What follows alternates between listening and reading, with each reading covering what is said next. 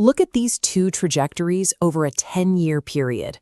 Both portfolios cross the exact same finish line, generating an identical absolute return.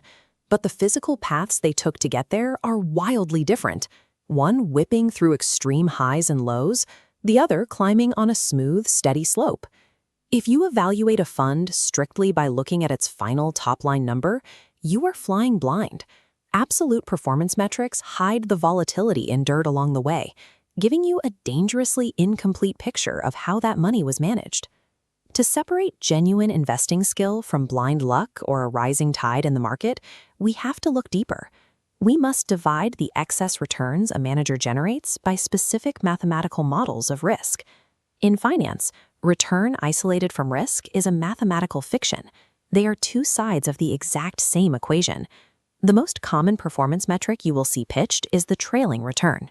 This is a simple point-to-point measurement, looking backward from today to calculate historical performance. This chart exposes the primary flaw of the trailing return. It is entirely vulnerable to recency bias. If a massive market crash happens just days before your chosen cutoff date, the entire total return metric is artificially destroyed, obscuring the previous 5 years of steady gains. To eliminate this start and end date bias, analysts use a mathematical correction called rolling returns. Instead of a single snapshot, rolling returns calculate annualized returns across dozens of overlapping periods. Averaging out these data points forms a smoothed curve that reveals a fund's true historical consistency. But while rolling returns solve for timing bias, they still leave a massive blind spot. They completely fail to measure the actual cost of those returns, the underlying risk assumed by the manager. This equation is the Sharpe ratio, the industry standard for measuring risk-adjusted performance. The numerator isolates excess return, the yield generated strictly above the baseline risk-free rate, typically represented by a 90-day treasury bill. The denominator uses standard deviation to represent total risk. This captures the complete spectrum of volatility within the portfolio.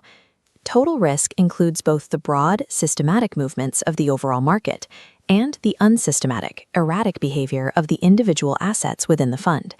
Because it measures total risk, the Sharpe ratio evaluates concentrated portfolios, where unsystematic risk is heavily present. But the standard deviation bell curve has a strict limitation. It treats both left and right tails exactly the same. The Sharpe ratio asks a blunt question: how much total excess return did you receive for every unit of total volatility you endured? That equal treatment reveals a critical flaw. Because it assumes a normal distribution, the Sharpe ratio mathematically penalizes an asset for experiencing massive upside volatility. This graph compares right-skewed and left-skewed trading strategies. Applied here, standard deviation wrongly punishes managers, treating massive positive returns as dangerous instability. To correct this, the Sortino ratio strips out standard deviation and replaces it with target downside deviation. Calculating target downside deviation begins by setting a specific target return, such as 0%, and then measuring the difference for every data point in the set. Here is where the math diverges from standard deviation. For any data point that falls above the target return, the underperformance is recorded as precisely 0. The final steps are to square those remaining negative differences, average them out, and find the square root to lock in the target downside deviation. The practical result of this calculation is that Sortino measures dispersion exclusively below the user-selected target. The Sortino ratio correctly isolates the true downside danger of an investment, while allowing positive upside to remain an untaxed reward. When analyzing fully diversified portfolios, like large institutional mutual funds or index trackers, evaluation parameters must shift. Through extreme diversification, unsystematic, asset-specific risk is mathematically smoothed out and eliminated. This environment requires the Trainer ratio, where total risk is replaced with beta. Beta isolates systematic risk, the unavoidable sensitivity a portfolio has to broad macroeconomic market fluctuations. The baseline rule is strict. A portfolio with a beta of exactly 1.0 moves in perfect synchronization with the market benchmark. Applying the Sharpe ratio to an index fund is a mistake. It overestimates danger by factoring in volatility that massive diversification has already neutralized. Trainer answers a highly specific question.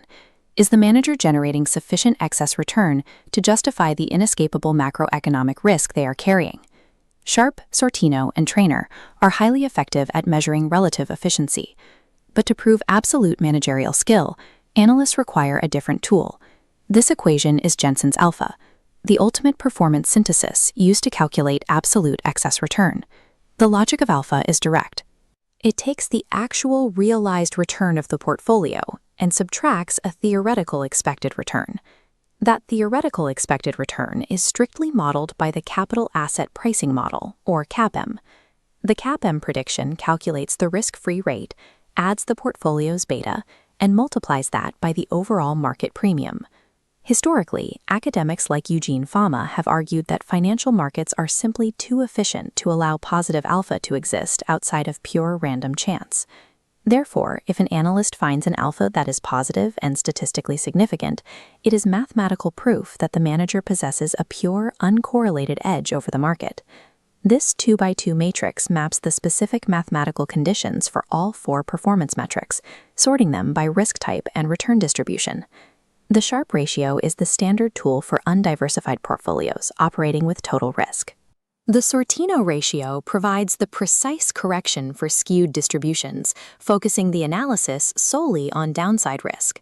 The Trainer ratio is the essential metric for highly diversified portfolios facing only systematic market risk. And Jensen's alpha serves as the overarching measure of absolute managerial skill, existing independently of expected models. The mark of a true financial analyst is not the ability to calculate a return. It is knowing exactly which mathematical definition of risk must be used to divide it.